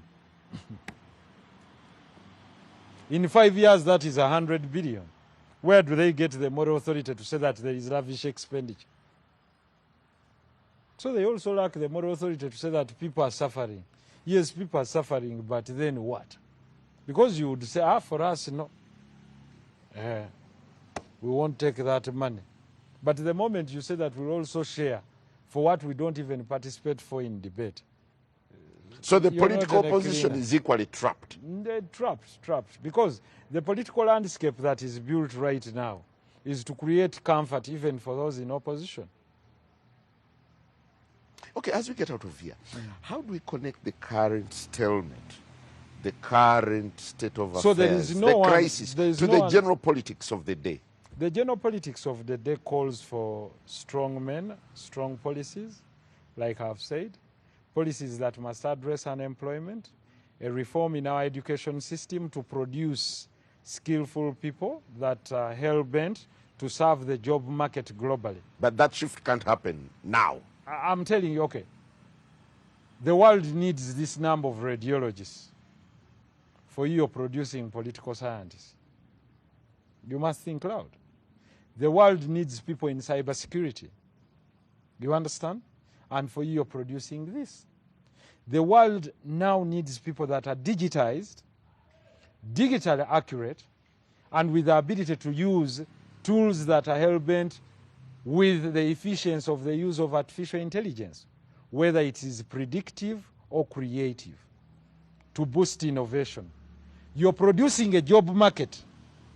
You're producing labor for a job market that needs those tools and those skills, and you're producing a child that never sees a laptop until they're at university. I'm telling you, how will you compare that child with a child in Singapore, with a child in Korea, who sees a laptop at age 5, who is shown creative tools at that age, where they are marked out of production, skills, where there is deliberate national service to skill and empower these children. Therefore, I can tell you, we are going to face a big problem in the future. If we do not solve those problems, we can even change governments as we change shirts. But all of them will be buying time. There is also one after the other will be forced out. Right now in Kenya, they are not interested. Whether it is Ruto or Raila, they are not interested. Why? Because no one is coming to tell them that tomorrow you'll have a job. And the unfortunate part of it is that you can only guarantee their jobs by reducing the cost of them accessing capital, one, but also reducing the taxes. But that guarantees them the ability of saying, you know what, you can create your own jobs, let the government look for the market, help you look for the market. Do you find the tenacity of these youth quite telling that they are saying they are ready for a shutdown at any cost? That's energy, positive energy. Young people have energy. Now, your role is to channel their energy from negativity to positivity. You understand? I would be proud of a country that says every child after senior 4, if this was our education system, shall go and do national service. For example, work at the road infrastructure or go and in the construction, in the Uganda National Construction Company, construct a hospital. They'll be so proud to say, you see my name? We are the ones who constructed Moroto Hospital. They are getting skills, but also delivering cheap labor to government. I'll give you the last question. What is the mandatory labor age, minimum age 18. For someone to work here? 18. What is the minimum age for someone to work in Europe? 16. With that alone, you've told your children that they have a deficit of 2 years in the job market. A child of 16 years, even in Uganda, at senior 4, can be a salesperson in a shop. Why do you say they can't work? Because the other one in Europe works in McDonald's. This one gets to see the site of a job, entering cash in and cash out, filling of a ledger when they have left university at 24. There is a gap. That's 8 years. Of 8 years. So you want this one to compete with the other. Well, so by virtue of... As we go about this conversation, I just want to tell our viewers that what you see on screen depicts the current situation in the middle of the city. Huge deployment, but traffic is moving smoothly in different places, and some people are going to work. No, many people are going to work. So there is no cause for alarm. Let people go and work. By the way, I can tell you, if people held just a simple placard, I can tell you there is a smart way of demonstrating. I can even hold a placard and make my voice heard.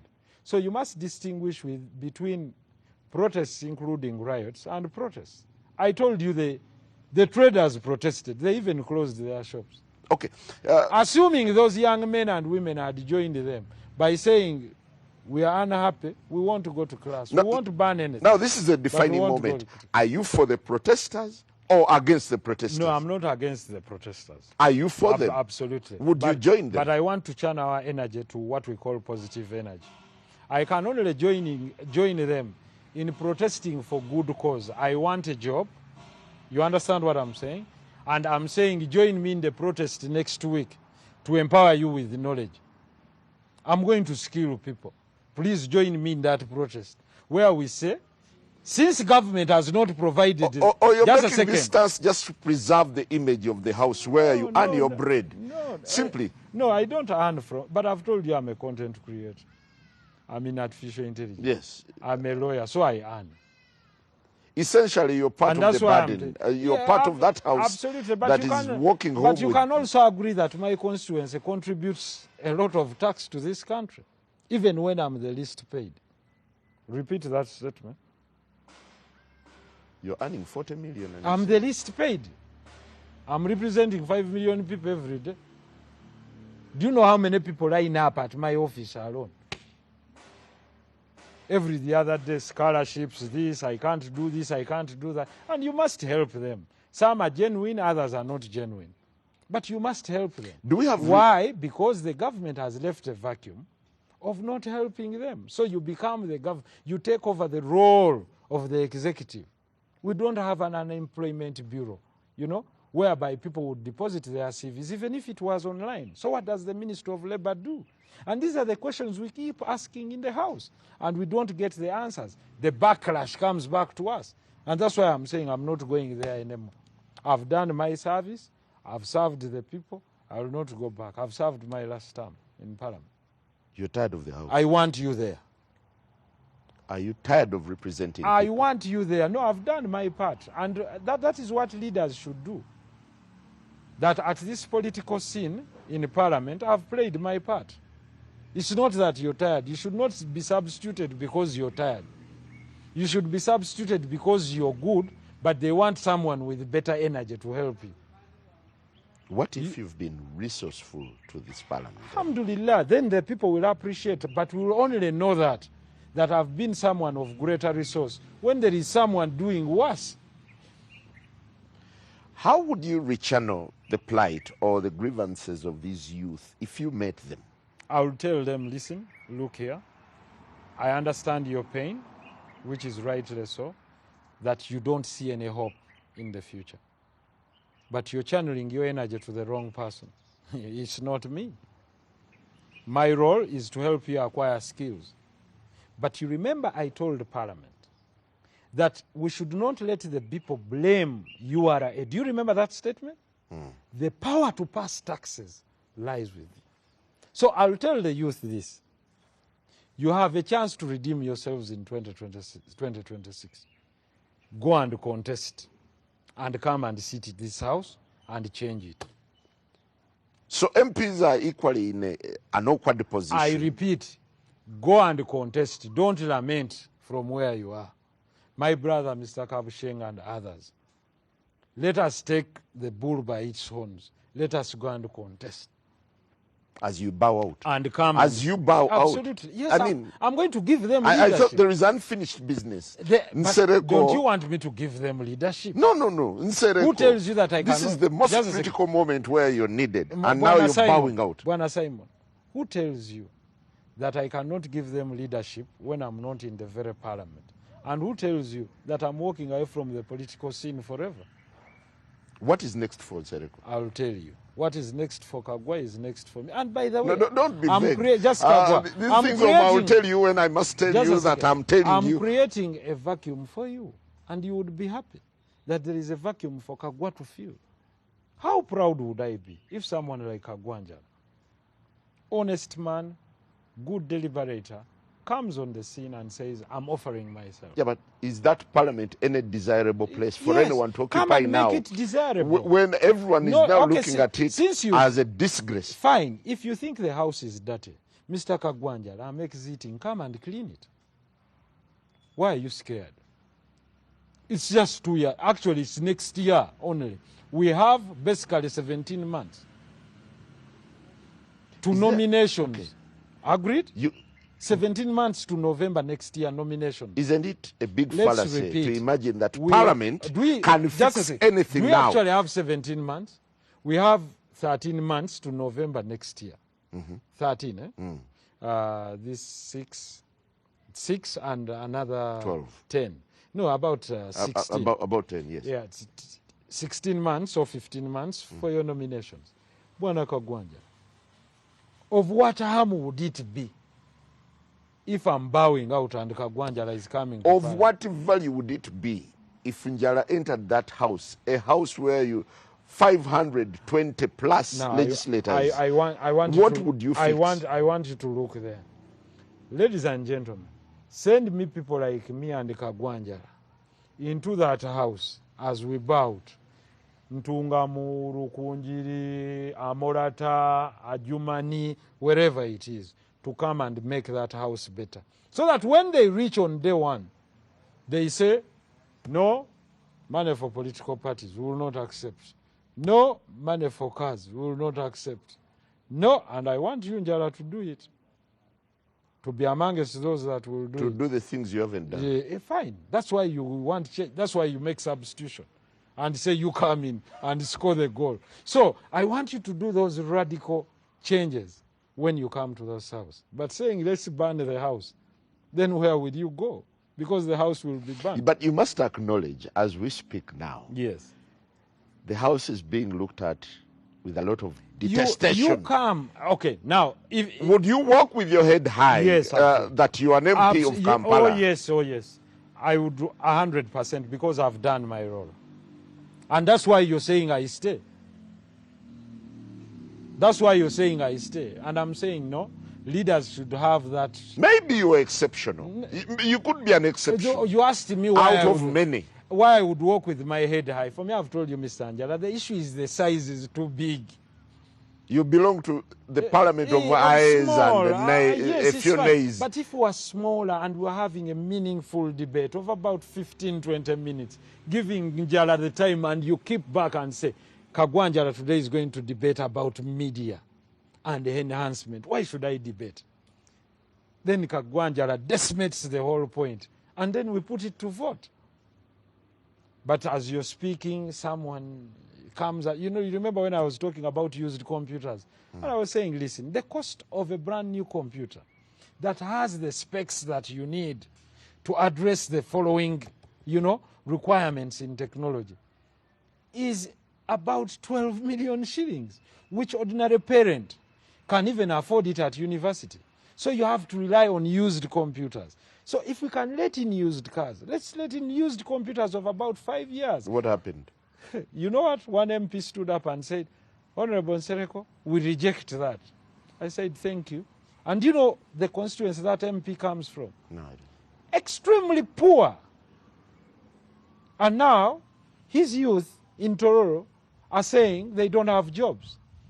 You denied them the chance to access cheap laptops that have the specs that would be used for them to create jobs. These are my takeaways. And listen, these are and my listen, takeaways from and your listen, argument. These are the comrades you sit with. And you look at them and say, maybe at times You're think in a wrong place. far ahead, they don't understand, then they later understand you, and then he comes a year later and says, I'm sorry, I didn't understand your point. But it's too late. I have a few takeaways from what you've submitted so far. One, that today's protest is unpopular. It lacks a national it's not. character. It lacks a national It lacks character. a national character, correct. For the reason you will see it won't These are be there. Ugandans who are protesting. I've not said they are Chinese or Japanese. So you want to see someone coming from Tororo? For me, the reality that I want to see is where are our skilled young people working? Do we have the Uganda National Road Construction Company? What does it do? No, let's focus on the protest today. No, I want my engineers to start working from schools, not to get all the contracts and give them to foreign companies. Yes, they give us loans, but they take the money Another out takeaway, in form of contracts. you seem to argue that the public is misguiding their anger Yeah, absolutely. in targeting parliament. As a whole, go to your MPs. gende wo gwe mwalonda mumubuuze nze mwannonda nze gwe balonde wannonda gwe. Did you vote for me, Mr. Kagwanja? No, I didn't, because you don't belong to my constituency. Why didn't they vote for you? You were there. You offered yourself. You're a very competent man. That was 2016. Why did they reject you? No, they didn't. Things happened. Well, we need to bring this to an end. And I must really thank you very much, Honorable Mohammed Nsereko, for sharing your perspective. The big question remains, how did we get here and how do we get out of here? Absolutely. Well, I need to get to Mildred Tuhaise to continue with the 360 coverage of events taking place. The main focus today is the center of town. For me, the big issue is, you know, these people being evicted from wetlands. Eh? For me, it's very passionate.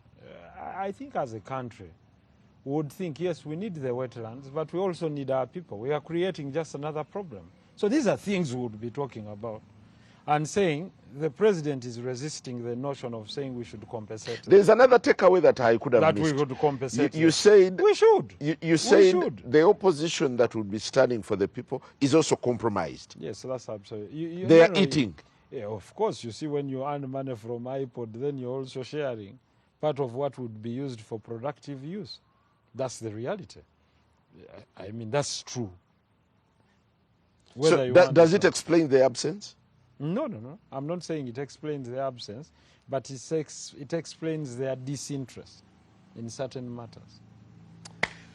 Well, Mildred, I hope you watched throughout. What would be your takeaways from Honorable Nsereko's perspective on national affairs?